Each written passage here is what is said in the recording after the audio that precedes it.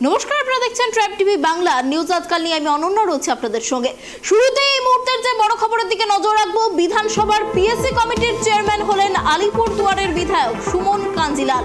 মুকুল রায়, কৃষ্ণ কল্যাণীর পর এবার আলিপুরদুয়ারের বিধায়ককে করা হলো বিধানসভার পিএসসি কমিটির চেয়ারম্যান, এমনটাই সূত্র মারফত খবর পাওয়া যাচ্ছে। আপনাদের আরো একবার জানিয়ে রাখি, পিএসসি কমিটির চেয়ারম্যান ছিলেন কৃষ্ণ কল্যাণী। তৃণমূল প্রার্থী হওয়ার পর তিনি সেই পদ থেকে ইস্তফা দেন এবং এই মুহূর্তে যেমনটা খবর পাওয়া যাচ্ছে যে সুমন কাঞ্জিলাল তাকে করা হয়েছে পিএসসি কমিটির চেয়ারম্যান।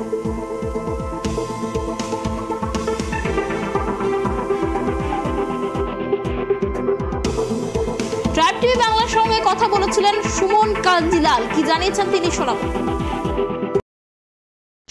আমি আজকেই জানলাম যে পিএসসি, এটা তো সংবাদ মাধ্যমেই জেনেছি, পিএসসি চেয়ারম্যান যেটা আমাদের বিধানসভার একটা স্ট্যান্ডিং কমিটি, কিন্তু এখনো পর্যন্ত আমার কাছে সরকারিভাবে বা বিধানসভার তরফ থেকে সেরকম কোনো আমার কাছে সূচনা আসেনি।